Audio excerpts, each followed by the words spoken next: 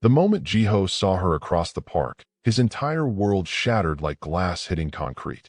1 second, he was walking hand in hand with Min Seo, his elegant fiancée, discussing wedding venue options and guest lists. The next second, his feet had stopped moving, his blood had turned to ice, and every carefully constructed wall he'd built over the past 5 years crumbled into dust. Because there she was, Angela, the woman he'd loved more than his own life, the woman he'd destroyed to save.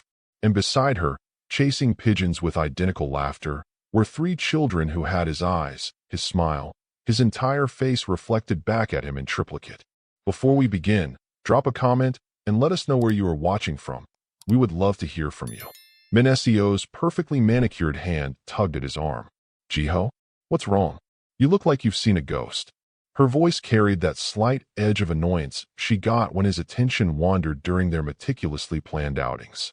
She was used to being the center of his world, the prize he'd won after clawing his way from the darkness into respectable society. She didn't know about ghosts. She'd never had to bury anyone alive to survive. Jiho's voice came out strangled, foreign even to his own ears. He couldn't finish the sentence, couldn't form words, because Angela had turned her head, following the direction her children were running, and her gaze had locked onto his. For 3 seconds that felt like 3 lifetimes, they stared at each other across 50 feet of manicured grass and spring flowers. Her face cycled through emotions so fast he could barely track them. Shock, recognition, pain, anger, fear, and then, like a door slamming shut, nothing. Her expression went completely blank, the way is used to when he was interrogating someone who'd betrayed the family. One of the children, a little girl with braids decorated with colorful beads, tugged on Angela's jacket. Mommy, why did you stop? We're playing tag. Her voice carried across the distance, bright and innocent and absolutely devastating. Mommy. The word hit Jiho like a bullet to the chest. Min Seo was still talking, her voice rising with concern or irritation. He couldn't tell which. Seriously, what is going on? You're being weird. Is it work? Did something happen with the merger? She stepped into his line of sight, blocking his view of Angela and the children, her perfectly made-up face creased with confusion.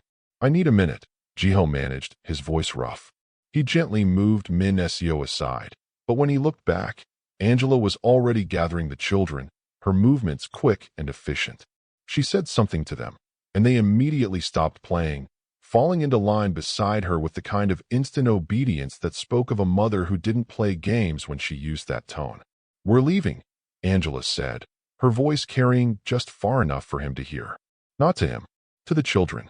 But he heard it anyway, heard the tremor underneath the firmness, the barely controlled panic. The little boy, identical to his sisters except for his short-cropped hair, looked up at his mother with confusion. But you said we could stay for an hour. We just got here. Change of plans, Zuri. Angela's hand was already on his shoulder, steering him toward the park exit.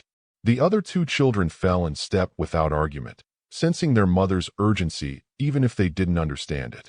Jiho's feet moved before his brain caught up. He took 3 steps forward before Min Seo's hand clamped onto his elbow like a vice. Where are you going? Min Seo's voice had gone cold, the way it did when she felt disrespected in public. Jiho, what is happening right now? Who was that woman? He should have had an answer ready.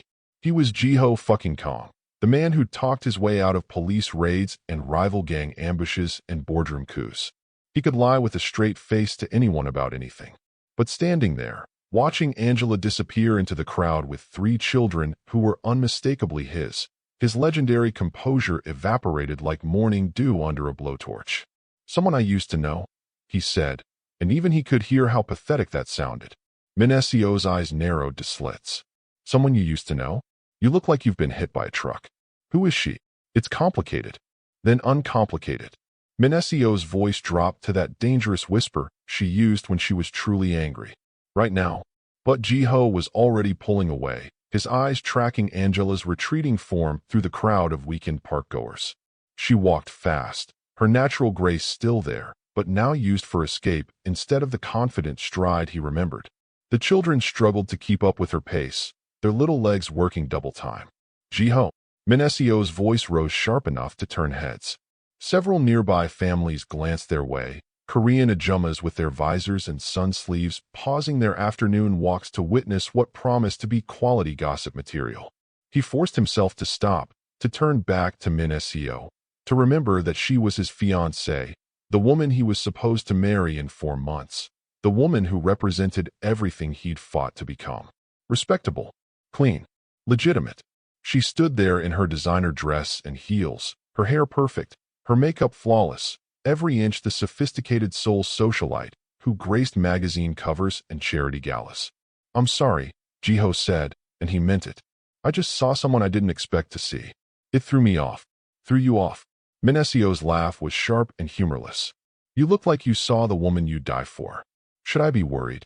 The answer was yes. She absolutely should be worried, because 5 years ago Jiho would have burned down Seoul itself if it meant keeping Angela safe. But he couldn't say that. So instead he did what he'd gotten good at. He lied. "No, it's nothing. Ancient history. I'm sorry for ruining our afternoon." Min Seo studied him with those calculating eyes that had made her such a successful art gallery director. She knew people, knew when they were lying, knew when something didn't add up.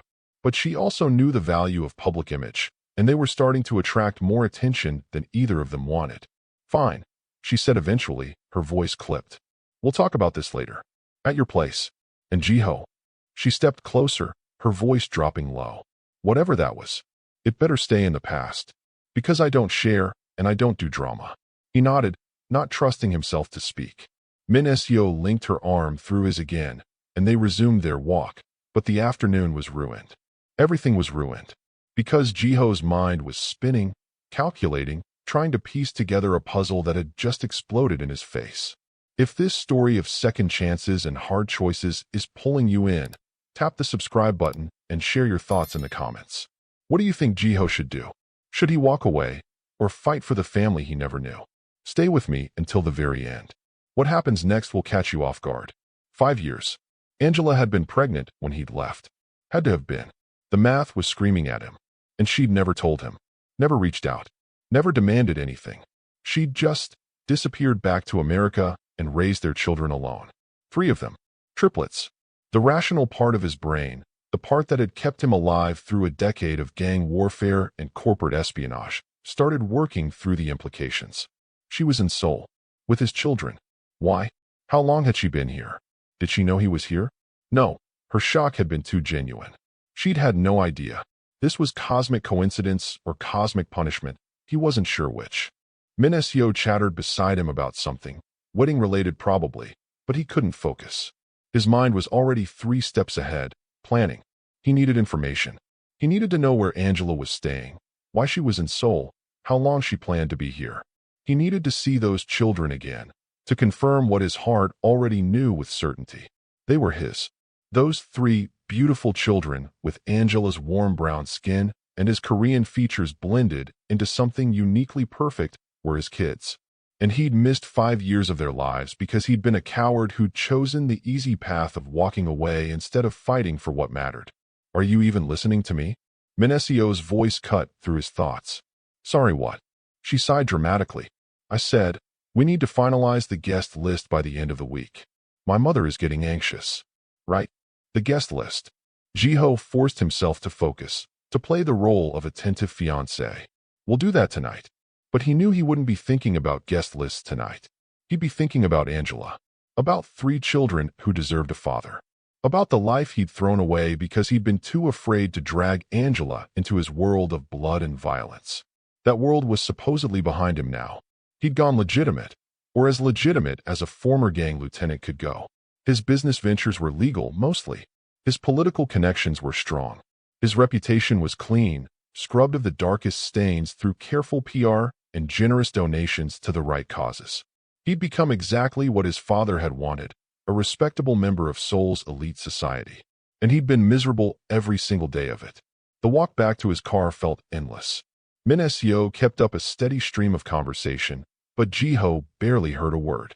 His mind was locked on that moment of eye contact with Angela, the way her entire body had tensed like prey sensing a predator. She was afraid of him. The thought sat in his stomach like a stone. Angela, who had once looked at him with such trust, such love, such complete faith that he'd be there to catch her, was now afraid of him. And why wouldn't she be? He'd proven himself unworthy of her trust when he'd vanished without explanation, without goodbye, without even the decency of a lie she could have lived with. Jiho dropped Min Seo off at her penthouse apartment in Gangnam with promises to call her later, promises he had no intention of keeping tonight. The moment her door closed, he was on his phone, pulling up contacts he hadn't used in years. People from his old life who owed him favors. People who could find anyone, anywhere, no questions asked. Sang-woo, Jiho said when the call connected. I need your help. There was a pause on the other end, then a low chuckle. Well, Jiho Kong.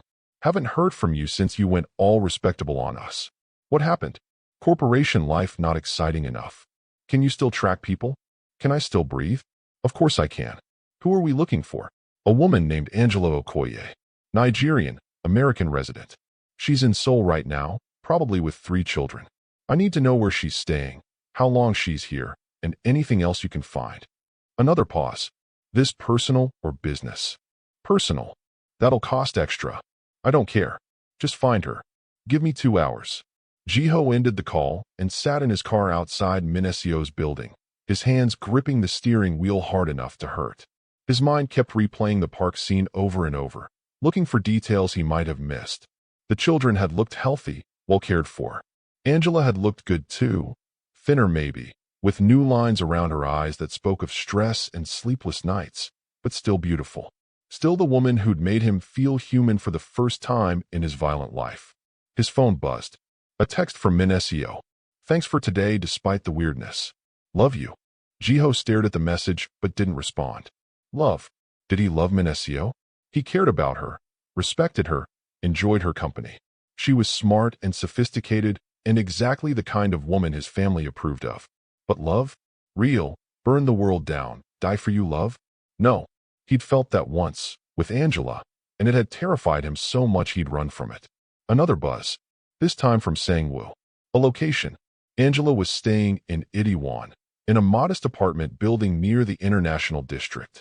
Sang-woo had included her apartment number, the name she'd rented under, and a note that she'd been in Seoul for 3 weeks, enrolled in some kind of educational consulting program through a university partnership.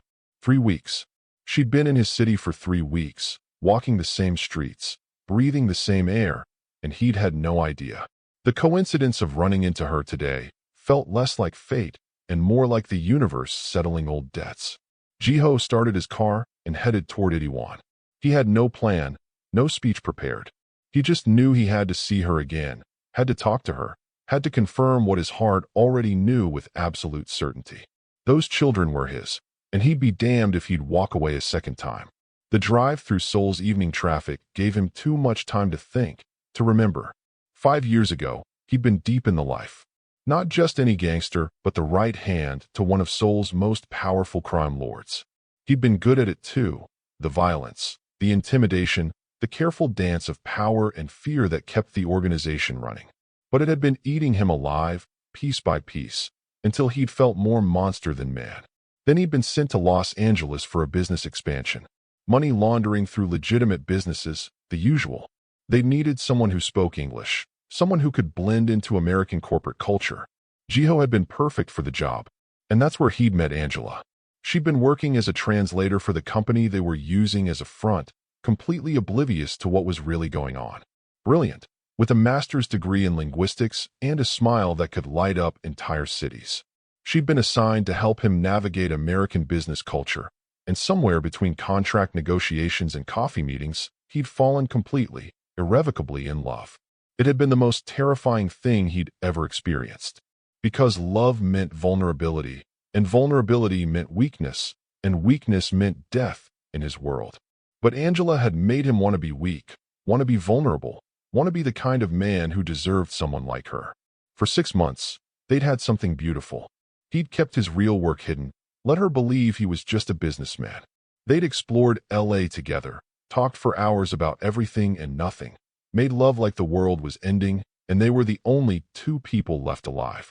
She'd made him laugh, something he'd forgotten how to do. She'd made him hope, which was even more dangerous. If you're watching this, please take a moment to like this video and subscribe to our channel. This story is just beginning, and trust me, You won't want to miss what happens next. The choices we make in a single moment can change everything, can cost us everything. Stay with us to see how far one man will go to save the life he abandoned. Then his world had caught up with him. A rival organization had found out about Angela. Suddenly, she wasn't just his secret happiness. She was leverage, a weakness to exploit. The threats started coming in. Photos of her walking to work. Messages detailing her routine. A gift box delivered to her apartment containing a dead rat and a note in Korean that she couldn't read, but Jiho understood perfectly. Everyone you love dies. He'd had two choices. Bring Angela fully into his world, make her a target forever, or cut her out completely. He'd chosen the latter. Told himself it was to protect her, that she'd be safer without him, that she deserved better than a life spent looking over her shoulder. So he'd done the cruelest thing he could think of. He'd left without explanation, blocked her number, disappeared back to Seoul, let her think he'd never cared, that it had all been a game, that she'd meant nothing. Because if she hated him, she'd move on. If she moved on, she'd be safe. It had nearly destroyed him. He'd thrown himself back into work with a vengeance, trying to drown the memory of her in blood and business. But every quiet moment, every night alone, he'd thought about her, wondered if she was okay, hoped she'd found someone better, someone who could give her the normal life she deserved. Never once had he considered that she might have been pregnant. Jiho parked near the apartment building in Itaewon, a neighborhood known for its international population and diverse restaurants.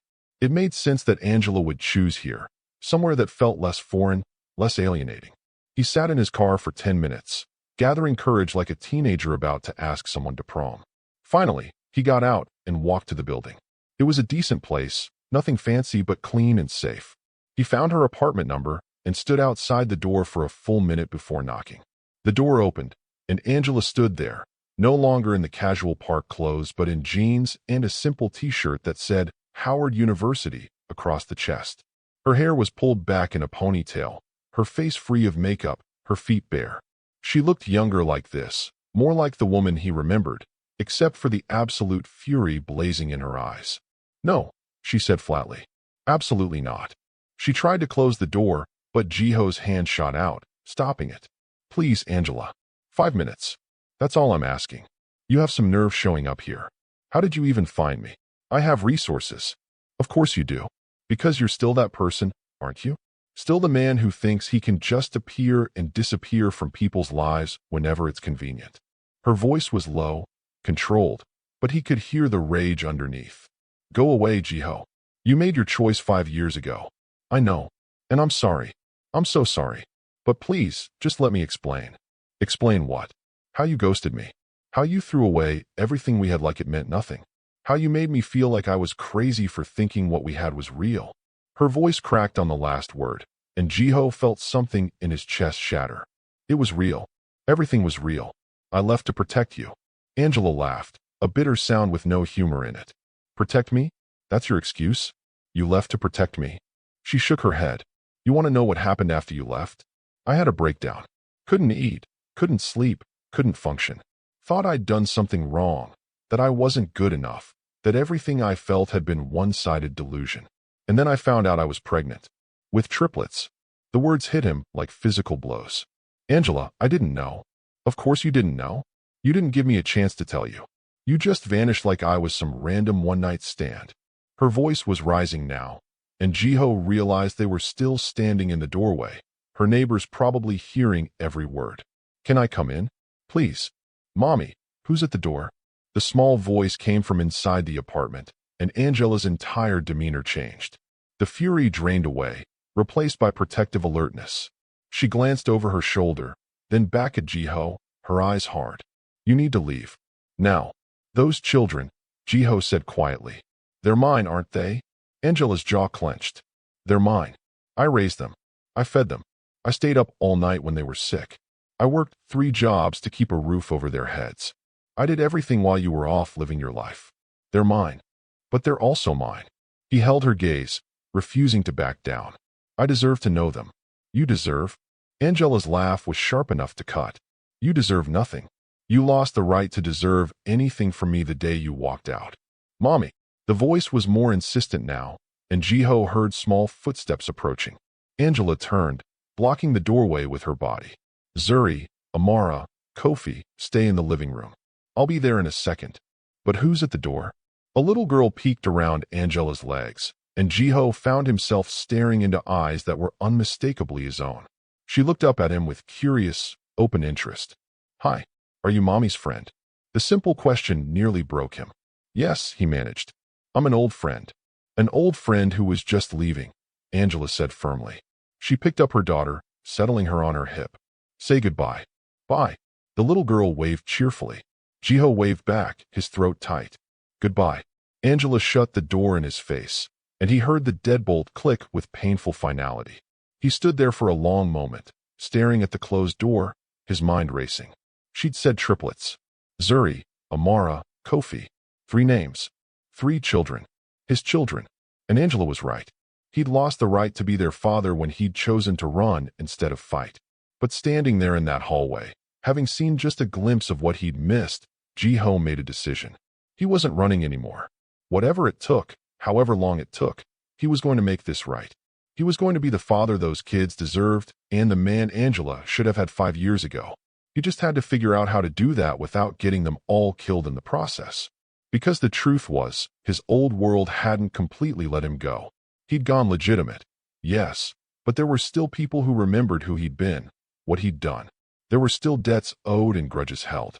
And the moment anyone from that life found out about Angela and the children, they'd become targets again. Only this time, there would be 3 innocent kids in the crossfire. Jiho walked back to his car, his mind already working through scenarios, calculating risks, planning moves like he used to when plotting territory expansion. He needed to be smart about this. Careful. He couldn't just force his way into their lives.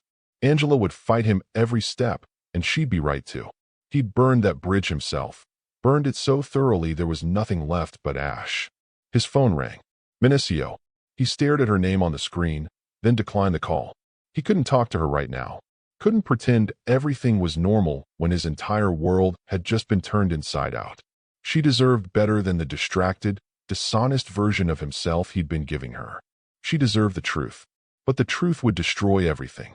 His engagement, his reputation, his carefully constructed legitimate life. Minecio's family had connections, serious connections. Her father was a Supreme Court justice, her mother on the board of 3 major corporations. A scandal like this would ripple through Seoul's elite circles like a tsunami. Illegitimate children with a foreign woman from his criminal past? The tabloids would have a field day. Jiho drove aimlessly through Seoul's neon-lit streets, passing through neighborhoods that held memories both good and terrible. Gangnam, where he'd brokered deals that had made him rich and cost him his soul. Hongdae, where he'd once beaten a man half to death for stealing from the family. Itaewon, where Angela now lived with children who shared his blood. By the time he got home to his penthouse apartment overlooking the Han River, it was past midnight. The space was all sharp angles and expensive furniture, the kind of place featured in architecture magazines. Cold. Empty. A perfect reflection of what his life had become. Jiho poured himself a glass of whiskey and stood at the floor-to-ceiling windows, looking out over Seoul's glittering skyline. Somewhere out there, Angela was probably putting 3 children to bed, reading them stories, kissing their foreheads, doing all the things parents do. Things he should have been doing. His phone buzzed again. Another text from Minicio. Are you okay? You've been weird since the park. Call me. He typed out a response. I'm fine. Tomorrow okay? Tired tonight. The lie came easy. It always did. But for the first time in years, he felt disgusted by his own dishonesty. Angela had accused him of still being that person, and she was right. He'd traded one kind of dishonesty for another, swapped violence for corporate manipulation. But at his core, he was still a man who lied to survive. Subscribe and stay with me. The choices made next will change every life in this story. The next morning, Jiho woke up with a plan. He needed information before he could act. He needed to understand Angela's situation, what brought her to Seoul, how long she was staying, what her life looked like now. He couldn't just barge in demanding father's rights. He needed to be strategic. So he did what he'd always been good at. He called in favors. By noon, he had a full report. Angela had moved to Seoul 3 weeks ago on a 6-month contract with an international education consulting firm. She was developing English language programs for Korean universities. The job paid well, and she'd brought the kids with her because the contract was too long to leave them behind. They were enrolled in an international school in Itaewon. She lived alone with them, no partner in the picture. The kids were 5 years old, born March 15th, healthy and by all accounts, happy. March 15th. He did the math backward. She'd been pregnant when he left. Probably just a few weeks along, maybe not even knowing yet herself. Which meant she'd gone through the entire pregnancy alone, had dealt with the shock and fear and overwhelming responsibility of triplets without any support from him. The guilt was crushing. Jiho closed the file and sat back in his office chair, staring at nothing. He was in his legitimate office now, the one in the glass tower in Gangnam, where he ran his import-export company. Everything legal, everything clean. Or clean enough. His secretary knocked on the door. "Mr. Kong, your 11 o'clock is here." He waved her away. "Cancel it. Cancel everything today." She hesitated. "But it's the meeting with the Chinese investors." "I said cancel it." His tone left no room for argument. She bowed and left quickly. Jiho grabbed his jacket and headed out. He had no destination in mind, but his feet carried him to Itaewon, to the international school where his children were learning to read and write and play with other kids. He parked across the street and waited, feeling like a creep, feeling like exactly what he was, a stranger lurking outside his own kid's school. The day was warm, late spring sunshine making everything look soft and golden. Other parents arrived for pickup, mostly expat families, some Korean mothers with mixed-race children. It was a different world from the one he'd grown up in, more diverse, more open. His own childhood had been rigid, traditional, violent. His father had run a small gang in Busan, nothing like the Seoul operations Jiho had later joined, but enough to teach his son that strength was all that mattered, that showing weakness got you killed. What kind of father would he even be? He had no model to follow except the negative example of his own dad. Could he be gentle? Patient? Could he be the kind of father who helped with homework and attended school plays and kissed scraped knees? Or would he just corrupt them, drag them down into the darkness that still lived inside him? If you believe people can change, even men like him, subscribe and share your thoughts below. The school bell rang, and children poured out of the building like a dam breaking. Jiho's heart rate spiked as he scanned the crowd for familiar faces. And there they were, Zuri, Amara, and Kofi, walking together with their matching backpacks, chattering animatedly about something. They moved as a unit, the way triplets often did, finishing each other's sentences, laughing at shared jokes. Angela appeared seconds later, and Jiho's breath caught. She wore a professional outfit today, probably had been working, but she'd changed into sneakers for the walk home. The moment she saw her children, her entire face lit up with a love so pure and fierce it made Jiho's chest ache. She crouched down as they ran to her, all three talking over each other, and she listened to each one patiently, giving them her full attention. This was what he'd missed. Every single day of their lives, Angela had been there. First steps, first words, first everything. And he'd been here in Seoul, playing businessman, planning a wedding to a woman he didn't love, pretending his past didn't exist. One of the kids, Kofi, pointed at something across the street, and Jiho's blood went cold. The boy was pointing directly at his car. Angela's head snapped up, and her eyes locked onto his through the windshield. Even from this distance, he could see her expression shift from confusion to recognition to absolute fury. She said something sharp to the children, grabbed their hands, and marched in his direction. Jiho got out of the car, knowing he was about to get destroyed but unable to run away this time. Angela stopped 10 feet away, keeping the children behind her like a shield. "Are you stalking us now? Is that what this is?" "I just wanted to see them," Jiho said quietly. "I'm sorry. I know this looks bad." "Looks bad? It is bad. This is inappropriate and creepy, and I swear to God, Jiho, if you don't leave us alone, I will call the police." "Mommy, why are you yelling?" One of the girls tugged on Angela's hand. "Who was that man?" Angela's jaw worked. She looked at her children, then back at Jiho, and he could see her struggling with what to say. Finally, she knelt down to their level.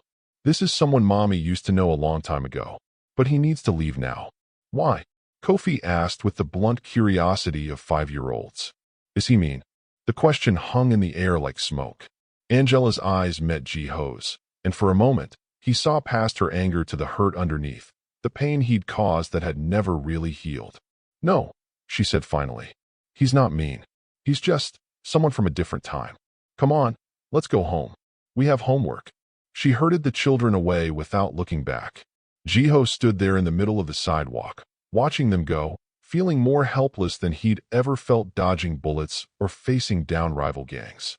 Because violence, he understood. Fear he could work with. But this? A woman he'd loved and betrayed, children who didn't know him, a gulf so wide he couldn't see how to cross it. This was beyond anything his old skills could navigate. His phone rang. This time, he answered. Hello. Jiho, we need to talk. Minesio's voice was cold, clipped. Now. I'm in the middle of something. I know about the woman. I hired someone to look into it. Angela Okoye, right? The one from America? The one you couldn't stop staring at in the park. She paused, and he could hear papers shuffling. Want to know what else I found out? She has 3 children, 5 years old. Interesting timing, don't you think? Jiho closed his eyes. Of course, she'd investigated. Minesio hadn't gotten where she was by being naive or passive. Minesio, I can explain. Save it. I'm coming to your place in an hour. You're going to tell me everything, and then we're going to figure out how to handle this before it becomes a public disaster. Because if you think I'm going to let some foreign woman and her bastard children destroy everything I've worked for, you're delusional. The line went dead. Jiho stood there, phone still pressed to his ear, the weight of his choices crushing down on him like rubble from a collapsed building. He'd spent 5 years building a new life, trying to escape his past, trying to become someone worth respecting. And in one afternoon, it had all come crashing down. The worst part? He didn't even care. Because standing there, having seen his children's faces, having heard them call Angela Mommy with such love and trust, Jiho realized something fundamental had shifted inside him. That old life he'd been so desperate to leave behind. That clean, respectable, empty existence? It meant nothing. Angela and those 3 kids meant everything. Now he just had to convince Angela of that. And survive Minesio's wrath. And figure out how to be a father. And deal with the fact that his old enemies would eventually find out about this vulnerability. Simple, right? Jiho laughed, a sharp, bitter sound that startled a passing Ajumma who gave him a wide berth. Nothing about this was going to be simple. But for the first time in 5 years, he felt awake. Alive. Terrified. Yes. But in a way that felt real, not the numb performance he'd been giving for so long. His phone buzzed with a text from Sangwoo. Heard you're looking into someone from your past. Be careful, boss. Word travels, and not everyone from the old days is happy with how you left. Jiho stared at the message, his stomach sinking. He'd known this was a risk, that pulling on threads from his past might alert people he'd rather forget. But he'd been too focused on Angela to think clearly about the implications. In his old world, family was leverage. Children were weapons to be used against enemies. And Jiho had made plenty of enemies during his years in the organization.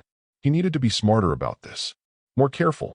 But careful meant slow, and slow meant watching Angela and his children from a distance while they built a life that didn't include him. The thought was unbearable. Jiho drove back to his penthouse, his mind spinning through scenarios. Minesio would arrive in an hour, demanding explanations and damage control. He could lie, spin this as a fling from his past that meant nothing.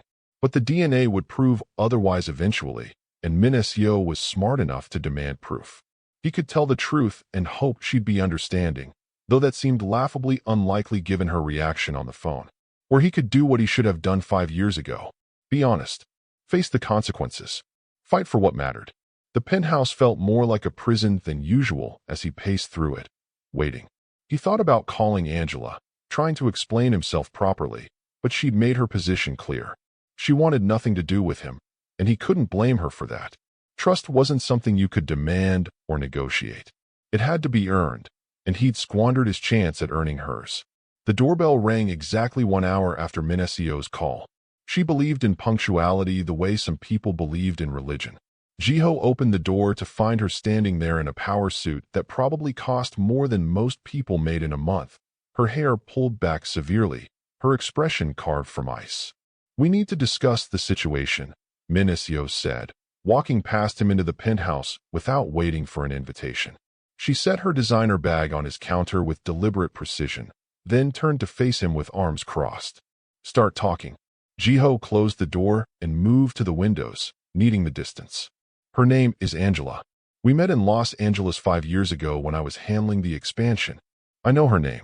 I want to know what she was to you. Everything. The word came out before he could stop it. She was everything. Minasio's jaw tightened. Was. Past tense. So what changed? My life caught up with me. I was still deep in the organization then, and some people found out about her. She became a target. I ended things to protect her. How noble, Minacio said, her voice dripping with sarcasm.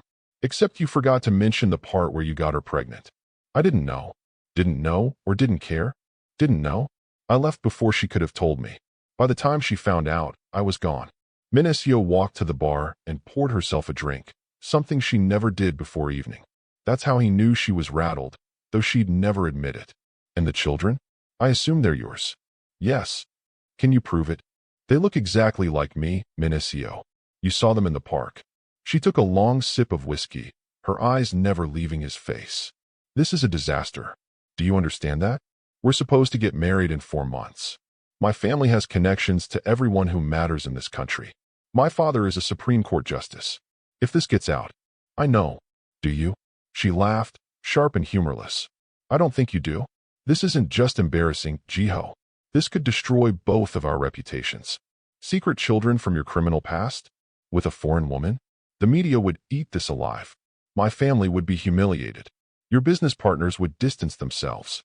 Everything we've both worked for would be gone. I'm sorry. Sorry doesn't fix this. She set down her glass with a sharp clink. So here's what's going to happen. You're going to pay this woman off. A generous amount, enough to buy her silence and get her on a plane back to America.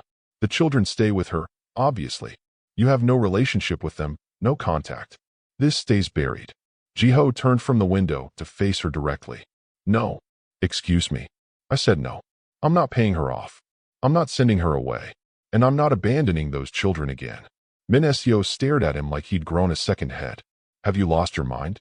This is the only way to contain this situation. I don't want to contain it. I want to fix it. Fix it. She laughed again, incredulous. Jiho, you can't fix this. You walked away from this woman 5 years ago. You have no rights here, no claim. You think you can just show up and play father now? She'll never allow it. Probably not. But I'm going to try anyway.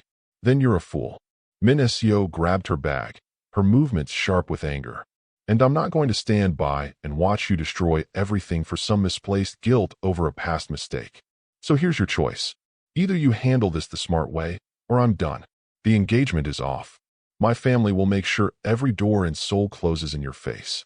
You'll be persona non grata in every circle that matters. Then I guess the engagement is off. The words hung in the air between them. Minacio's face went through several expressions, shock, hurt, fury, before settling on cold contempt. You're choosing them over me? Over everything we've built. I'm choosing them over a lie, Jiho said quietly. This thing between us, Minacio, it was never real. Not really. We both know that. It was convenient, looked good on paper, made sense for both our careers. But love? No. I cared about you. I respected you. But I never loved you. Not the way I loved her. Minacio's hand flew before he could react, her palm cracking across his face hard enough to snap his head to the side. They stood frozen for a moment, her hand still raised, his cheeks stinging, both of them breathing hard. I could have loved you, she said, her voice shaking. If you'd let me. If you'd actually tried instead of just going through the motions. But you're right. This was convenient. And now it's over. She headed for the door, then paused with her hand on the knob. When this blows up in your face, and it will, don't come crying to me. You've made your choice. Live with it. The door slammed behind her, and Jiho stood alone in his too big, too empty penthouse, his cheeks still burning from her slap. He should feel devastated. He'd just ended an engagement to one of Seoul's most eligible women, effectively social suicide in their circles. But instead, he felt relief. Lighter. Somehow, like he'd been carrying a weight he hadn't noticed until it was gone. His phone rang again. This time it was a number he didn't recognize. He answered cautiously. Hello. Jiho Kong. The voice was male, older, with a Busan accent thick enough to cut. It's been a long time. Jiho's blood went cold. He recognized that voice, though he hadn't heard it in 5 years. Park Dong-woo, one of the highest-ranking members of the organization he'd left behind. A man with a long memory and a longer grudge list. Mr. Park, to what do I owe this pleasure? Heard some interesting things through the grapevine. Something about you and a foreign woman. Children, too. Imagine my surprise, learning that our dear Jiho had a secret family. Jiho's hand tightened on the phone. My personal life is none of your concern. Oh, but that's where you're wrong. See, when you left us, you took certain knowledge with you. Information that could be very damaging if it fell into the wrong hands. We let you go because you swore you'd never be a problem. But now you're making waves, drawing attention to yourself. And that makes us nervous. I haven't said anything to anyone. I never will. Good. Let's keep it that way. And as insurance, stay away from that woman and those kids. Because if you keep sniffing around your past, well, accidents happen. Especially to people who don't know to watch their backs. The line went dead. Jiho stood frozen, the phone still pressed to his ear, his mind racing. This was what he'd feared 5 years ago, the reason he'd left Angela in the first place. His past wasn't content to stay buried. It had teeth, and it was biting. But this time, he wasn't running. This time, he was going to fight. If this story is making you feel something real, like this video, comment what you think about Jiho's decision, and subscribe now. The ending will stay with you. The next morning, Jiho woke up with a plan that was either brilliant or suicidal, possibly both. He'd spent the night drinking coffee and pacing his penthouse, thinking through every angle, every possible move. If Park and the organization wanted him to stay away from Angela and the kids, that meant they saw them as leverage, which meant they were in danger as long as Jiho's connection to them was known, but unprotected. The solution was obvious, if insane. He needed to bring them closer, not push them away. He needed to make them so publicly, obviously his that harming them would bring down heat the organization couldn't handle. He needed to legitimize this, make it undeniable and legal and protected. He needed to tell the world those were his children. The plan had holes big enough to drive a truck through, and Angela would probably kill him herself before any gangster got the chance. But it was better than hiding, better than pretending, better than watching from a distance while danger circled them. Jiho showered, dressed in his most respectable business suit, and drove to Itaewon. It was early enough that Angela would be getting the kids ready for school. He parked outside her building and waited, knowing she'd have to come down eventually. 20 minutes later, the door opened, and out came Angela with all 3 children in tow. They were in their school uniforms, Kofi dragging his feet and complaining about something while the girls skipped ahead. Angela looked tired, her hair pulled back in a messy bun, her clothes practical rather than stylish. She looked beautiful. She spotted his car immediately, and her entire body tensed. She said something to the children that made them walk ahead while she marched to his driver's side window. He rolled it down before she could bang on it. What part of leave us alone is unclear to you? Angela's voice was low but fierce. I will call the police, Jiho. I'm not joking. I know. And I'm sorry. But we need to talk. It's important. Nothing you have to say is important enough to justify stalking my children and me. You're in danger. They're in danger. Because of me. That stopped her. Her eyes narrowed. What are you talking about? Not here. Not where the kids can hear. Can we meet tonight? After they're in bed? Please, Angela.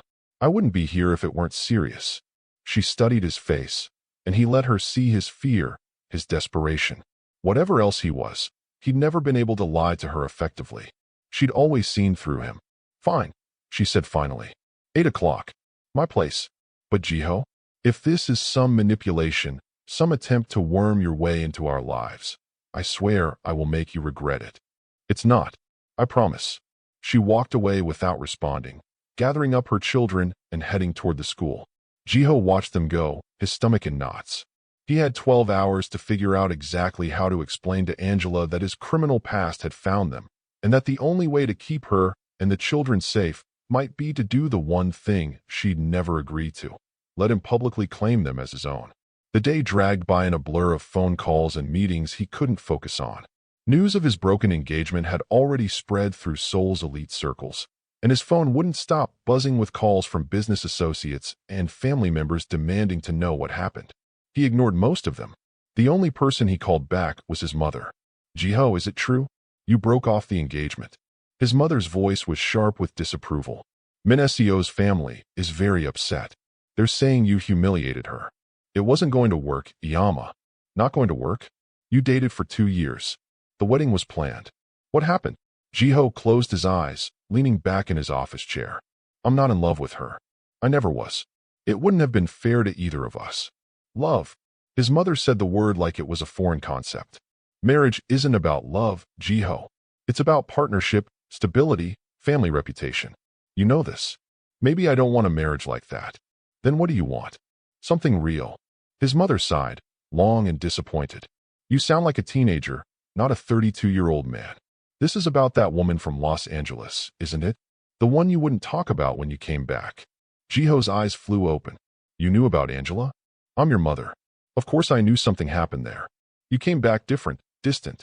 I assumed it was a fling that went sour. It wasn't a fling. And she's here. In Seoul. Silence on the other end. Then, carefully, why is she in Seoul? Working. With our children. Another long silence. Children? Plural. Triplets. 5 years old. I just found out. His mother let out a sound somewhere between a gasp and a groan. Jiho, what have you done? Made a mess of everything, apparently. But I'm trying to fix it. By breaking off your engagement and creating a scandal? How does that fix anything? Because Min Iseo wanted me to pay Angela off and send her away. To pretend the kids don't exist. And I can't do that. I won't. So what are you going to do? I don't know yet. But I need you to trust me, Iyama. Please. His mother sighed again. You were always stubborn, even as a child. If these children are yours, they're my grandchildren. I want to meet them. I'll arrange it. If Angela lets me. She should. You're their father. Being a father is more than biology, Iyama. I haven't earned the title yet. Then earn it, his mother said simply. And Jiho? Be careful. If people from your old life find out about this. They already have. That's why I need to handle this carefully. Then handle it. But don't get those children hurt in the process. Promise me. I promise. He hung up and sat in his office as the afternoon light faded to evening. At 7:30, he left the building and drove back to Itaewon. He stopped at a convenience store and bought some snacks, feeling awkward and useless. What do you bring when you're meeting the children you didn't know you had? Toys felt presumptuous. Nothing felt wrong. Snacks seemed like a safe middle ground. Subscribe and stay with me. The choices made next will change every life in this story. At precisely 8 o'clock, he knocked on Angela's door. She opened it immediately, like she'd been waiting. She'd changed into comfortable clothes, and her hair was down, falling in natural curls around her face. She looked at the bag of snacks in his hand with an expression he couldn't read. They're asleep, she said quietly. Living room. And keep your voice down. He followed her inside, taking in details he'd missed during their brief confrontation at the door the night before. The apartment was small but well-maintained, decorated with the kind of warmth that came from someone who cared. Children's drawings covered the fridge. A bookshelf overflowed with stories and picture books. Toys were neatly organized in bins. It was a home, something his cold penthouse had never been. Angela sat in an armchair, gesturing for him to take the couch. She looked exhausted, dark circles under her eyes, tension in every line of her body. Talk, she said. What's this danger you mentioned? Jiho set down the bag of snacks and leaned forward, elbows on his knees. When I left you 5 years ago, it was because people from my organization found out about you. They started making threats, sending messages that made it clear you were a target. I thought if I disappeared from your life completely, they'd lose interest. They'd forget about you. Your organization, Angela repeated slowly. You mean the gang you were part of? The one you lied to me about? Yes. So everything I suspected was true. You weren't just a businessman. You were a criminal. I was. I'm not anymore. I left that life behind. But some people from that world found out about you and the children. Yesterday, I got a call from one of the higher-ups. He made it very clear that if I continued trying to be part of your lives, there would be consequences. Angela's face had gone pale. Are you telling me that because you showed up in the park, because you couldn't leave well enough alone, you've put a target on my children's backs? I'm telling you the target was always there. It just became active again when someone reported back that I'd been seen with you. Get out. Angela's voice was shaking. Get out of my house right now. Angela, please. You left to protect me? That's what you said. You left to keep me safe. And now you're telling me that by coming back, by stalking us, by making your presence known, you've done the exact opposite? She stood up, her hands clenched into fists. 5 years. 5 years I've been raising these children alone, and they've been safe. Happy. Normal. and you show up and ruin everything in 48 hours. It's not that simple. It is exactly that simple. You're dangerous, Jiho. You've always been dangerous. And I was an idiot to ever think otherwise. Tears were streaming down her face now, angry tears. I want you to leave. I want you to get as far away from us as possible. And I want you to stay away this time. Forever.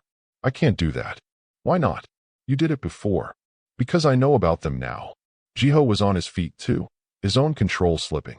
Because I saw their faces and heard their voices, and I can't just walk away and pretend they don't exist. I'm not strong enough to do that again. Then you're a coward and a selfish bastard, because walking away is exactly what keeps them safe. No, it's not. Don't you see? Hiding doesn't work. These people already know about you. Distance won't make them forget. But legitimacy might protect you. If I publicly acknowledge the children as mine, if I make this official and visible, harming you becomes too risky. Right now you're a secret, leverage they can use quietly. But if you're out in the open, if everyone knows who you are, you become untouchable. Angela stared at him like he'd lost his mind. You want to announce to the world that you have secret children with a foreign woman?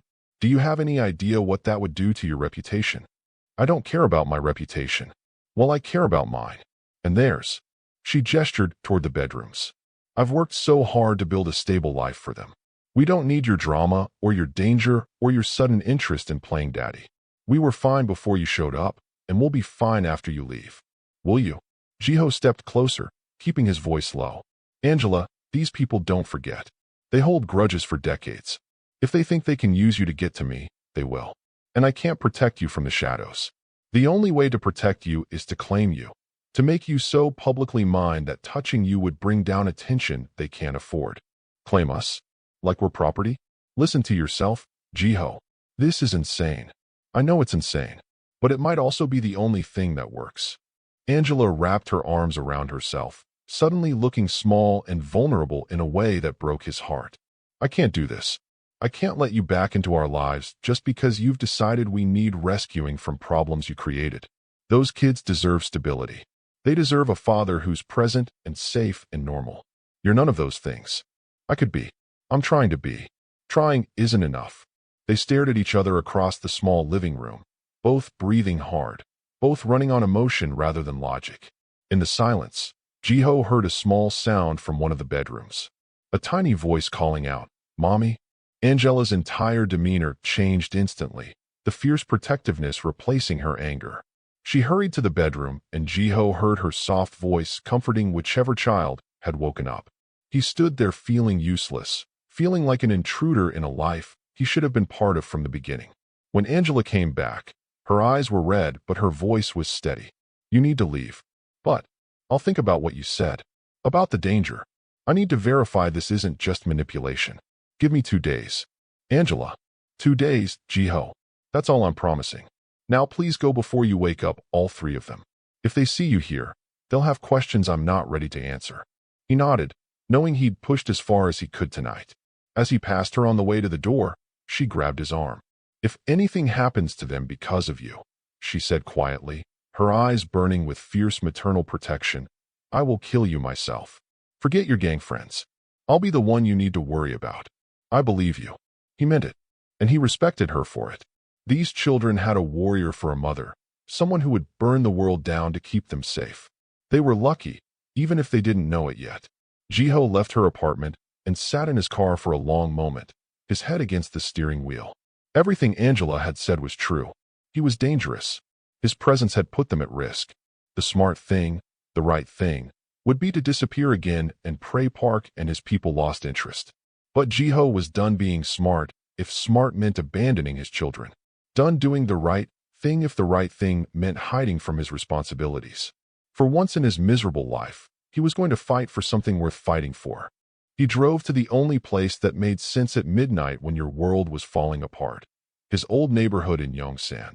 To a pojangmaka where the owner didn't ask questions and the soju flowed freely. He took a seat at the plastic table and ordered a bottle. Rough night. The ajumma who ran the place set down the soju and some side dishes without being asked. She'd been here forever, had probably served his type 1,000 times. Men drinking alone at midnight never had good stories. Rough life, Jiho corrected, pouring himself a shot. She laughed, a raspy sound from decades of smoking. Aren't they all? He drank, the familiar burn of cheap soju cutting through his throat. Around him, the neighborhood hummed with late-night energy. Students stumbling home from noribangs. Delivery drivers on scooters. Exactly the kind of place he'd frequented in his old life, before he'd tried to become someone respectable. Jiho Kong. Never thought I'd see you in a place like this again. He looked up to find Sang-woo sliding into the seat across from him, already reaching for a soju glass. His old information broker, the one who'd helped him find Angela. Sang-woo looked the same as always. Expensive streetwear, multiple phones, the air of someone who knew everyone's secrets. Should I ask how you found me? Jiho asked. Please. I make a living finding people. You weren't even trying to hide. Sang-woo poured himself a drink. Heard about your engagement. Condolences or congratulations? Neither. It was the right call. Because of the woman? Angela. Jiho gave him a sharp look. Are you keeping tabs on me? Friend, half of Seoul is keeping tabs on you right now. You broke off an engagement to a Supreme Court justice's daughter for a foreign woman with 3 kids. It's the hottest gossip in Gangnam since that Chaebol got caught with his secretary. Great. It gets better. Word on the street is Park Dong-woo is interested in your situation. Very interested. Jiho's hand tightened on his glass. How interested? The kind of interested that involves meetings with people who handle problems. You know the type. Sang-woo leaned back, studying Jiho's face. Want to tell me what you did to piss off the organization? I thought you parted on good terms. I did. But apparently having a family makes me a liability now. A family? Sang-woo whistled low. The kids are yours then? The math checked out, but I wasn't sure. They're mine. And you're planning to do what exactly? Play happy family while Park and his crew circle like sharks. Jiho drank instead of answering. What was he planning to do? He talked big to Angela about protection through visibility, but the logistics of that were complicated. He couldn't just post on social media, "Hey everyone, meet my secret family," and expect that to work. He needed legal protections, public acknowledgement, a strategy that made Angela and the children untouchable. I need to legitimize them, Jiho said finally. Make them undeniably mine in a way that brings legal and social protections. If they're just my secret ex-girlfriend and kids, they're vulnerable. But if they're my acknowledged family, they become too risky to touch, Sang-woo finished. Not a terrible plan. Risky as hell, but not terrible. How's the mother feel about this? She hates me. Well, that's a problem. Tell me about it. Jiho poured another shot. But she's smart. She'll see the logic eventually. She has to. And if she doesn't, then I'll find another way to protect them. But I'm not walking away this time. Not for anything. Sang-woo studied him with sharp eyes. You really love her. The woman, I mean. This isn't just about the kids. Jiho didn't answer, but his silence was answer enough. Sang-woo laughed and shook his head. You're an idiot. But at least you're a romantic idiot. Look, if you're serious about this, you need more than visibility. You need legal protections. Paternity established, custody arrangements, the works. And you need to do it fast, before Park decides to make his move. How fast? Days, not weeks. These people don't wait around when they see an opportunity. Jiho felt the cold weight of urgency settle in his stomach. Can you help? With information? Sure. With legal work? You need a lawyer, preferably one who specializes in family law and international cases. I know a guy. He's expensive and discreet. 2 qualities you desperately need right now. Set up a meeting. Tomorrow, if possible. Sang-woo pulled out one of his mini phones and started texting. Done. He'll see you at 10.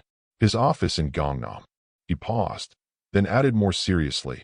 Jiho, you know this is going to get ugly, right? Once you start legal proceedings, once you make this public, there's no going back. Your family will find out. Your business partners. Everyone. Your past will come up. Are you ready for that? No. But I'm doing it anyway. They drank in silence for a moment, the sounds of late-night Seoul washing over them. Finally, Sang-woo stood up and clapped Jiho on the shoulder. For what it's worth, I think you're making the right call. Stupid, dangerous, probably suicidal, but right. Those kids deserve a father who fights for them. Try not to get killed in the process. After Sang-woo left, Jiho stayed at the Pojangmaka for another hour, drinking and thinking. His phone kept buzzing with messages he ignored. Min Seo's family lawyer demanding to speak with him. His own mother asking if he was okay. business associates expressing concern about recent developments. Only one message made him pause. It was from an unknown number, just 2 words, final warning. Park. It had to be.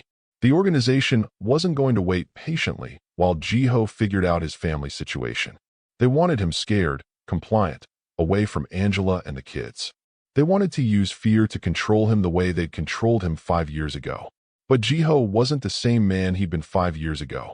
He'd spent 5 years building legitimate power, making connections, establishing himself in Seoul's business and political circles. He had resources now, allies, options.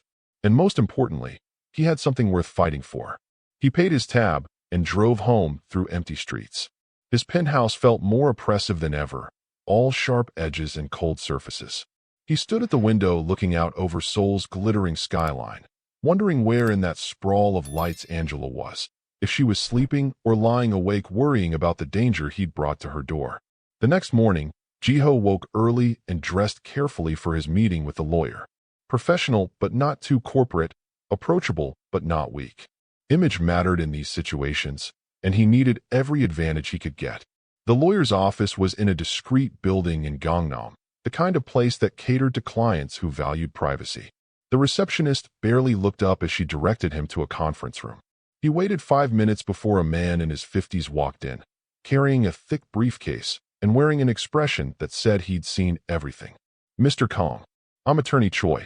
Sang-woo filled me in on the basics, but I need to hear the details from you directly." He sat down and pulled out a legal pad. "Start from the beginning." Jiho told the story as straightforwardly as he could. The relationship with Angela 5 years ago, his abrupt departure, the children he'd just discovered, the threats from his former associates, the need to establish legal paternity and protections as quickly as possible. Attorney Choi took notes without judgment, his pen scratching across paper. When Jiho finished, the lawyer sat back and tapped his pen against his lips. "This is complicated but not impossible. The main issues are establishing paternity, which requires DNA testing and the mother's cooperation. Determining custody arrangements, which again requires the mother's cooperation. And protecting the family from potential threats, which is trickier, but there are legal mechanisms we can use." How long does all of this take? With cooperation, we could expedite the paternity test to a few days. Custody arrangements would take longer, but we could file temporary agreements. As for protection, I'd recommend applying for protective orders based on the credible threats to the family. That gives you legal documentation of the danger and allows for police intervention if necessary. The mother doesn't trust me. Getting her cooperation won't be easy. Attorney Choi gave him a look. Then you need to convince her that cooperation is in her children's best interest. Which it is, by the way. If there are legitimate threats to their safety, establishing legal documentation of those threats and your relationship to the children creates a paper trail that law enforcement can use. It's not perfect protection, but it's something. Jiho nodded slowly. And what about my past? The organization I used to be part of? If we file legal documents, if this becomes public, people will dig into my history. They will. But you're not currently under investigation for anything, correct? No pending charges. No. I went clean when I left. Made sure of it. Then the worst that happens is bad publicity. People finding out you used to be involved in organized crime isn't ideal, but it's not illegal in itself. You've paid your taxes, run legitimate businesses for 5 years. You're a reformed character, as far as the law is concerned. That's one way to put it. Attorney Choi smiled slightly. "Mr. Kong, I've represented dozens of men transitioning from your old world to legitimate society. The key is owning your past while demonstrating clear change. You made mistakes. You've reformed. You're now trying to do right by your children. That's a narrative people can accept.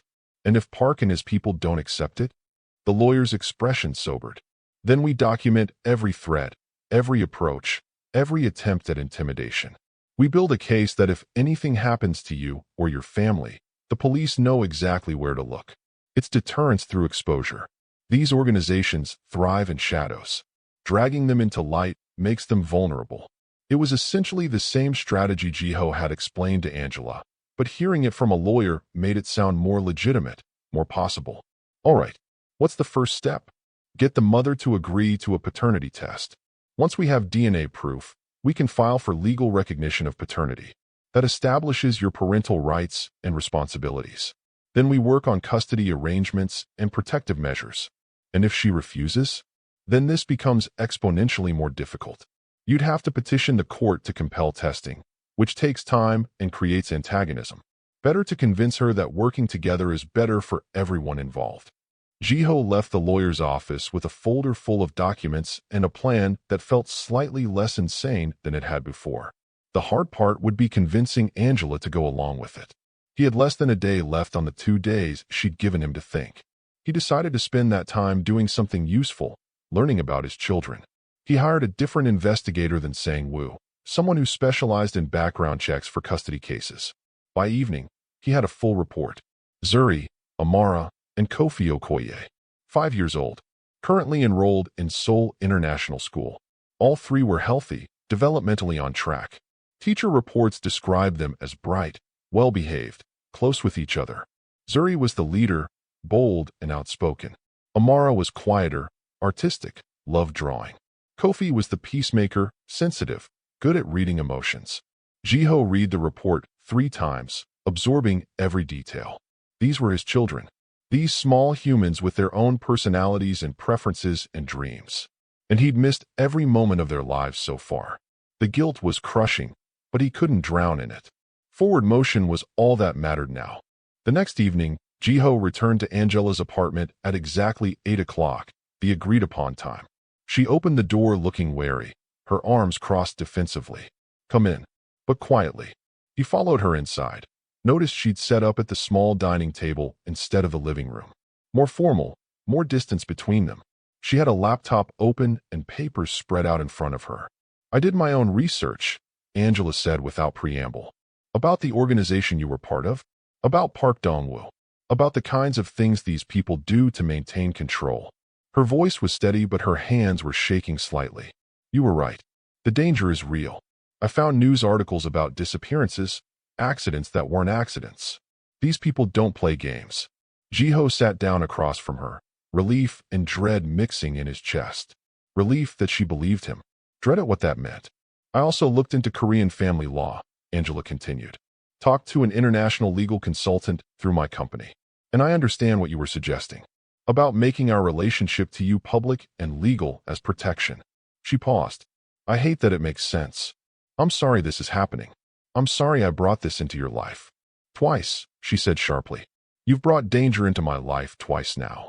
First 5 years ago when your gang found out about me, and now again when you couldn't just leave us alone." She closed her laptop with a snap. "So here's what's going to happen. I will agree to a paternity test. I will agree to legal documentation of your relationship to the children. But I have conditions." "Name them." "First, you don't get to just walk into their lives like everything's normal. You want to be their father? You earn it. Slowly, carefully, on my terms." "Agreed." "Second, the moment I think you're putting them at risk, physically or emotionally, you're out. No arguments, no second chances. You disappear permanently." "Understood." "Third, we do this my way. I control how we tell them, when we tell them, what we tell them. They're 5 years old, Jiho. They don't understand gang politics or adult drama. They need age-appropriate truth delivered by someone they trust. Which is you. I get it. What else?" Angela took a deep breath. "I need financial security for them. Not because I'm trying to extort you, but because if your past catches up with you, if something happens to you, I need to know they're taken care of. College funds, insurance, trust funds, whatever it takes. I need to know that even if you're gone, they'll be okay." "Done. My lawyer can set that up immediately." And finally, she looked down at her hands. "I need you to be honest with me from now on. No more lies. No more secrets. If there's danger, I need to know. If there are threats, I need to know. I can't protect them if I don't have all the information. I promise. Complete honesty, starting now." They sat in silence for a moment. The weight of what they were agreeing to hung heavy between them. This wasn't a reunion or a romance restarting. This was a business arrangement built on necessity and the shared goal of keeping 3 children safe. "I don't forgive you," Angela said quietly. "What you did 5 years ago, how you left, the pain you caused. I don't forgive that. And I don't trust you. But I understand that right now, working together is better than the alternative. I'll earn your forgiveness. However long it takes. Don't make promises you can't keep." She pulled out a folder. Here's the information you'll need for your lawyer. My full legal name, the children's birth certificates, my contact information. Get the paternity test set up. The sooner we have legal documentation, the safer we all are. Jiho took the folder, handling it like the precious thing it was. Inside were copies of 3 birth certificates. Father, unknown. The words felt like a punch to the gut. Unknown. Because Angela had no way to contact him, no way to even try to tell him about the pregnancy. I should have stayed, he said, the words escaping before he could stop them. I should have fought to keep you safe instead of running away. I should have been there for their birth, for their first steps, for everything. I robbed us both of that. Yes, you did. Angela's voice was matter of fact, no sympathy in it. And you can't get that time back. None of us can. So the question is, what are you going to do with the time you have left? Be the father they deserve. Even if they hate me. Even if you hate me. I'm not walking away again. Good.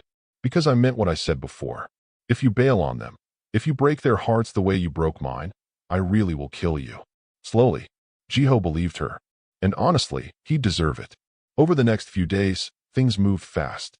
The paternity test was arranged through attorney Choi, a simple cheek swab that took minutes, but felt monumental. Jiho watched as a technician swabbed his mouth, then did the same for all 3 children at Angela's apartment. Zuri kept asking questions about why they needed to do this. Amara looked worried.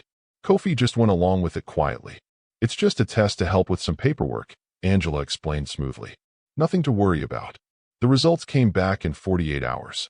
99.99% probability of paternity for all 3 children. Attorney Choi filed the necessary paperwork to legally recognize Jiho as their father. The wheels of bureaucracy started turning. Meanwhile, Jiho had to deal with the fallout from his broken engagement. Minesio's family was furious, threatening legal action over something, though their lawyer couldn't quite articulate what exactly had been violated. His own business partners were nervous about the negative publicity. And then there was his mother. She showed up at his penthouse unannounced one evening, letting herself in with the spare key he'd forgotten she had. Jiho looked up from his laptop to find her standing in his living room, arms crossed, expression severe. Yama, I didn't know you were coming. Because you've been avoiding my calls. Sit down. We need to talk. They sat on opposite ends of his expensive couch, the distance between them symbolic of the gulf that had always existed in their relationship. His mother had never been warm, had never been the type to give hugs or say, I love you. But she'd been there, in her own way. Stern but reliable. I want to meet them, she said without preamble. My grandchildren. When can I meet them? That's up to Angela, the children's mother. She controls access right now. Then set up a meeting. I want to see for myself what kind of woman managed to capture my son's heart so thoroughly that he threw away a perfectly good engagement. She didn't capture anything. I fell in love with her because she's brilliant and kind and strong. And I destroyed it because I was a coward. His mother studied him with sharp eyes. You really love her. This isn't just about the children. No, it's not just about the children. Does she love you back? She hates me, actually. With good reason. His mother sighed. You really did make a mess of this, didn't you? Spectacularly. They sat in silence for a moment. Then his mother said, Your father would be rolling in his grave right now. Mixed-race grandchildren from a foreign woman, his son going legitimate, all of it. He wanted you to be like him, hard and ruthless and Korean to the core. I know. Good thing he's dead then. She said it so matter-of-factly that Jiho almost laughed. I didn't like your father's world, Jiho. I stayed because I had no choice, because divorce was shameful and I had nowhere to go. But I never wanted that life for you. So if these children and this woman are your chance to build something different, something better, I support it. Really, don't sound so shocked. I'm not a complete monster. She stood up, smoothing her skirt. Set up a meeting. I want to meet my grandchildren. And this Angela woman. I need to see if she's worthy of you. Yama, I think it's more a question of whether I'm worthy of her. His mother paused at the door. Then prove that you are. Show her you're not the boy who ran away. Show her you're a man who stays. After she left, Jiho sat alone in his apartment, thinking about worthiness and redemption. Could a person really change? Could someone who'd spent years doing violence and living in shadows really become the kind of man who packed school lunches and attended parent-teacher conferences? He didn't know, but he was going to try. The next challenge came from an unexpected direction. Jiho was leaving his office building when a black sedan pulled up beside him. The window rolled down, revealing Park Dong-woo himself. The older man looked exactly as Jiho remembered. Cold eyes, expensive suit, the aura of someone who'd ordered deaths over dinner without losing his appetite. "Get in, Jiho. We need to talk." Every instinct Jiho had screamed danger. But refusing would be worse, would show fear. So he got in the car, keeping his face neutral even as his heart raced. Park didn't speak until they were moving, the driver taking them through Seoul's evening traffic. "You haven't been listening to my warnings." "I've been listening. I'm just not complying." "That's a problem. Only if you make it one." Park turned to look at him fully. "You're different from 5 years ago. More confident. Less afraid." "I'm not sure if that's growth or stupidity. Maybe both. Let me be very clear. The organization let you walk away because you were smart about it. You didn't take clients, didn't steal money, didn't threaten exposure. You just left quietly and built a legitimate life. We respected that. But now you're drawing attention to yourself, to us by extension. That woman, those children, they connect you to your past. And your past connects to us. They have nothing to do with the organization. Everything you touch has to do with the organization. That's how this works." Park leaned back, studying Jiho like a bug under glass. "So here's your choice. Send the woman and children back to America. Cut all contact. Let this fade away. Or we handle it ourselves, and I promise you won't like our methods." Jiho felt ice in his veins, but he kept his voice steady. "If you touch them, I'll burn your entire operation to the ground. I know where the bodies are buried, Park. Literally. I know which politicians you own, which businesses are fronts, which cops are on your payroll. You want to play this game? I'll expose everything." Park's eyes narrowed. "You're bluffing. Try me." They stared at each other for a long moment. Finally, Park laughed, a sound with no humor in it. "You've got bigger balls than I gave you credit for. But balls don't stop bullets, Jiho. Think very carefully about whether this woman and these children are worth dying for. They are. Then you're a fool." Park knocked on the divider. The car pulled over. "Get out. And consider this your last warning. Next time, we won't just talk." Jiho got out of the car and watched it drive away, his hands shaking. The threat was explicit now. Park wasn't going to let this go, which meant Jiho needed to move faster, needed to establish legal protections immediately, needed to make himself too expensive to kill. He pulled out his phone and called Attorney Choi. "We need to accelerate everything. File all the documents, apply for protective orders, everything. We're out of time." "What happened?" "Just do it. Please." That night, Jiho sat in his car outside Angela's apartment building, debating whether to tell her about his confrontation with Park. She'd demanded complete honesty, but would telling her about explicit death threats just terrify her? Or did she have a right to know how bad things were getting? Before he could decide, his phone rang. "Angela." "Something happened," she said without greeting. "Someone followed me home from work. A black sedan. They didn't try to hide it. They wanted me to know they were there." Jiho's blood turned to ice. "Are you and the kids okay?" "We're inside. Doors locked." "But Jiho, I'm scared." "I'm coming over. Right now." He made it to her apartment in record time, taking stairs 2 at a time. Angela opened the door before he could knock, her face pale. She pulled him inside and immediately locked the door behind him, engaging both the deadbolt and chain. "The kids?" he asked. "Asleep. They didn't see anything. Thank God." She led him to the window, carefully pulled back the curtain. "That car. It's been there for an hour." Jiho looked down to see a black sedan parked across the street, engine off. He couldn't see inside with the tinted windows, but he knew someone was in there. Watching. Waiting. Sending a message. "Pack a bag," he said quietly. "For you and the kids. Enough for a few days." "What?" "What?" "Because you're not staying here tonight. It's not safe. You're coming with me." "To where?" "My place. It's secure. Building has security guards, cameras, controlled access. They can't just walk into a Gangnam high-rise without being noticed." Angela's hands were shaking. "This is really happening. They're really threatening my children. Our children. And yes, it's happening. Which is why we need to move, now. Get them up. Tell them you're having a sleepover at a friend's place. Whatever story works. But we need to leave in the next 10 minutes." To her credit, Angela didn't argue further. She disappeared into the bedrooms, and Jiho heard her gentle voice waking the children. There were sleepy protests, questions, but she kept her voice calm and upbeat. turning fear into adventure. We're having a special sleepover. Won't that be fun? Grab your favorite toy.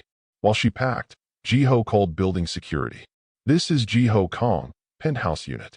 I'm bringing guests tonight. 3 children and their mother. No one else is authorized to come up. No one.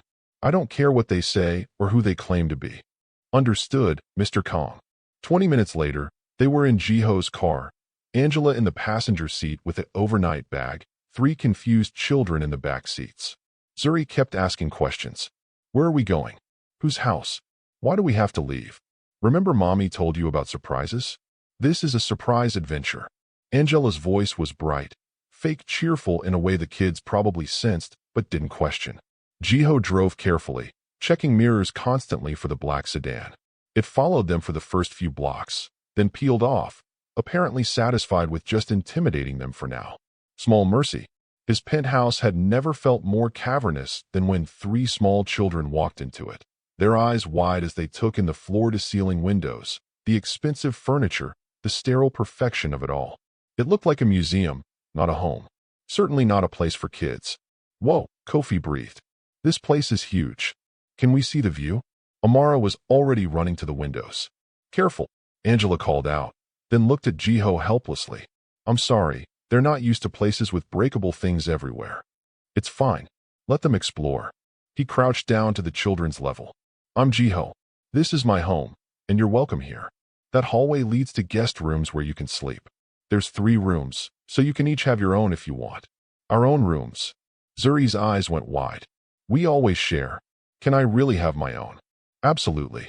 Angela was already corralling them toward the guest wing, getting them settled for the night.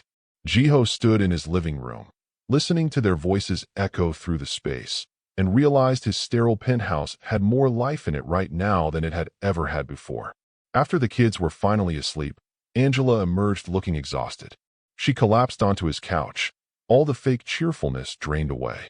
I'm terrified, she admitted quietly. I've never been this scared in my life. Not even when I was pregnant and alone and didn't know how I'd manage.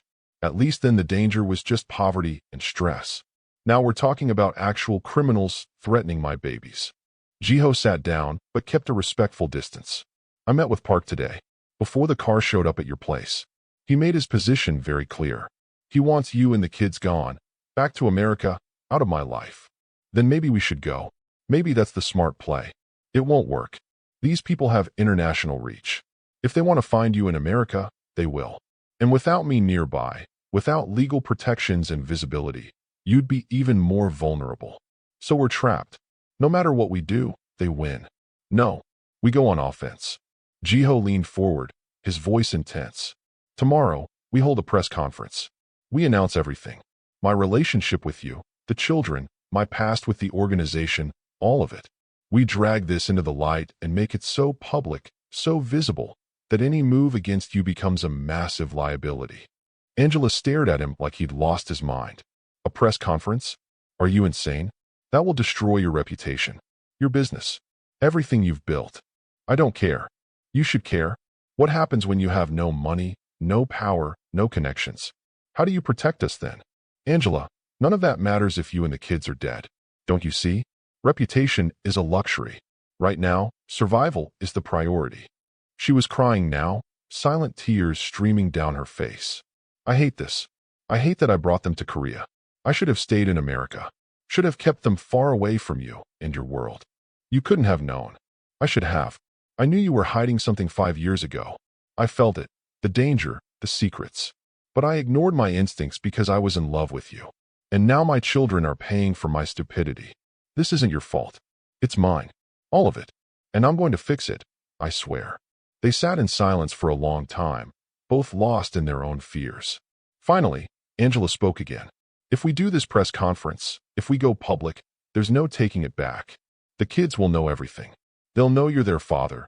They'll know about your past. They'll see their faces all over the news. Are you ready for that? Are they ready for that? No one's ready for this. But it's the only move that keeps you alive. I need to think about it. This is too big a decision to make when I'm panicked and exhausted. Sleep on it. We're safe here tonight. Tomorrow, we make the call. He showed her to the master bedroom, insisting she take it while he'd sleep on the couch. She was too tired to argue. As she closed the door, she paused and looked back at him. Jiho, for what it's worth, I believe you're trying. I believe you care about them. I just wish that was enough. It will be. I'll make it enough.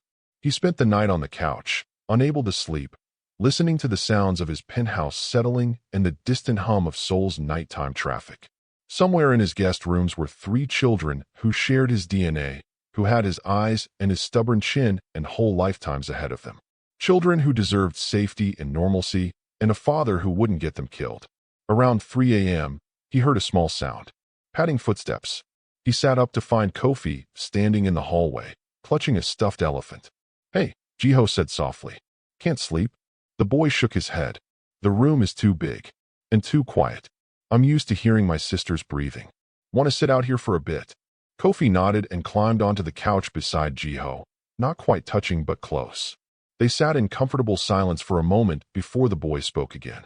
Are you mommy's boyfriend? The question caught Jiho off guard. No. We're old friends. Zuri says you look like us. Like me and Amara and her. She says maybe you're related to us. Jiho's heart clenched. Of course the kids would notice. They were smart. What do you think? I don't know. We don't have a daddy. Mommy says he had to go away a long time ago, before we were born. She says he would have stayed if he could. The lie Angela had told them, probably to protect them from feeling unwanted. It was generous, more generous than he deserved. Kofi, can I tell you something? Okay. Sometimes grown-ups make mistakes. Big ones. And sometimes those mistakes hurt people we love. But the important thing is what we do after. Whether we try to make things right. Like saying sorry. Exactly like saying sorry. Except sometimes sorry isn't enough. Sometimes you have to prove you mean it. Kofi thought about this, his face serious. If someone hurt mommy, I'd be really mad at them. You should be. Your mommy deserves people who treat her right. Do you treat her right? The question was so direct, so honest, that Jiho felt it like a physical blow. I didn't. Not before. But I'm trying to now. Good. Because mommy cries sometimes. She thinks we don't notice, but we do. And I don't like when she's sad. I don't like it either. They sat together until Kofi's eyes started drooping. Jiho carefully carried the boy back to his room, tucking him in next to his sisters who'd apparently migrated to his room at some point. All 3 of them piled together like puppies, seeking comfort and closeness. His children. These 3 small humans were his children, and he'd die before he let anything happen to them. Stay with me through the end of this journey. And if this story speaks to you, subscribe so you never miss the next one. The next morning, Angela emerged looking determined. She'd made her decision. We do the press conference. We go public. But we do it on my terms, with my narrative. I'm not letting you or anyone else tell our story wrong. Agreed. Whatever you need. I need you to be honest. Completely honest about everything. Your past, why you left, the threats we're facing. No sanitizing it. No making yourself look better. Just truth. I can do that. And I need you to let me speak. The world is going to judge me, a foreign woman with mixed children. I need to control that narrative, make it clear I'm not some gold digger or homewrecker. We need our lawyer present. And we need to file protective orders before we go public, so there's legal documentation supporting our claims. Attorney Choi can handle all of that. I'll call him now. By noon, they had a plan. The press conference would be tomorrow afternoon, giving them time to prepare statements and file the necessary legal documents. Jiho's PR team was already having heart attacks trying to manage the narrative, but he overruled them. This wasn't about spin. It was about truth and survival. The children spent the day in his penthouse, blissfully unaware of the storm brewing around them. They played with toys Jiho had ordered that morning, ate meals his housekeeper prepared, and slowly started treating his space like it was theirs. Amara drew pictures at his dining table. Zuri built elaborate structures with blocks. Kofi asked a million questions about everything. And Jiho watched them, absorbing every detail, trying to make up for 5 years of missed memories in a single day. The way Zuri bossed her siblings around, but always made sure they were included. The way Amara hummed while she drew. The way Kofi noticed when people were sad and tried to help. They were perfect. Absolutely perfect. And they were his. That evening, after the kids were in bed, Angela found him standing at the windows, looking out over Seoul's lights. Ready for tomorrow? She asked. No, but I'm doing it anyway. Me too. She stood beside him, and for the first time since they'd reconnected, The distance between them felt less hostile. Can I ask you something? Anything. If you could go back 5 years, knowing what you know now, what would you do differently? Jiho thought about it. Everything. I'd fight instead of run. I'd bring you to Korea with me, marry you immediately, give you legal protections before anyone could threaten you. I'd be there for the pregnancy, the birth, every single day after. I'd choose you over everything else. Every time. Would you really? Even if it meant war with your organization? Even if it meant risking your life? Especially then. Some things are worth dying for, Angela. You and those kids? You're worth it. She didn't respond, but when she finally walked away to her room, Jiho thought maybe, just maybe, some of the hatred in her eyes had softened to something else. Not forgiveness. Not yet. But maybe the beginning of understanding. The press conference the next day was chaos. Jiho stood at a podium with Angela beside him, Attorney Choi nearby, and faced a room full of reporters who smelled blood in the water. He told them everything. His past with organized crime. His relationship with Angela 5 years ago. The threats forcing them to go public now. His newly discovered children. Cameras flashed. Reporters shouted questions. The internet exploded in real time. But Jiho kept talking, kept being honest, kept owning his mistakes while making it clear that Angela and the children were innocent parties who deserved protection. And when Angela spoke, she was powerful, articulate, making it clear she was a woman of substance who'd raised 3 children alone while he'd been absent. They walked out of that press conference having blown up both their lives. But they'd also created a paper trail, legal documentation, public awareness that made the children significantly harder to threaten. Park Dong-woo called that evening. You crazy bastard. You actually did it. I told you I would. You know this doesn't make you untouchable, right? Just harder to touch. We'll be watching. Waiting. One mistake, one moment of vulnerability, and we'll remind you why you left. I know. And I'll be ready. The line went dead. But Jiho felt lighter than he had in years. Because he wasn't hiding anymore. Wasn't pretending. He was just Jiho Kong, a reformed criminal trying to be a better man for the family he didn't deserve but would fight to keep. The road ahead would be hard. Park and the organization wouldn't give up easily. Angela still didn't trust him. The children barely knew him. His reputation was destroyed. But for the first time in 5 years, Jiho felt like he was exactly where he was supposed to be. In the park that afternoon, the same park where this had all started, Jiho walked with Angela and the 3 children. They weren't a family yet, not really. But they were together. And together, they had a chance. Zuri ran ahead, chasing pigeons. Amara collected flowers. Kofi held his mother's hand and looked up at Jiho with curious eyes. Are you going to stay? The boy asked suddenly. Or are you going to leave like before? Jiho crouched down to Kofi's level, meeting those eyes that were so much like his own. I'm staying. No matter what. I promise. Okay, Kofi said simply. Good. And somehow, that simple acceptance from a 5-year-old boy felt like absolution. Not complete, not yet earned, but possible. They walked together as the sun set over Seoul, 5 people learning how to be a family, taking the first steps of a journey that would be long and complicated and probably painful. But worth it. God, so worth it. Thanks so much for watching. If you enjoyed this story of redemption, second chances, and fighting for family, please hit that subscribe button so you never miss our next amazing tale. Drop a comment below telling us what you thought about Jiho's journey. Was he right to expose everything? Could you forgive someone who disappeared like that? We read every comment. And don't forget to like this video and share it with someone who loves dramatic, emotional stories with heart. Until next time, remember, it's never too late to fight for what matters. See you in the next story.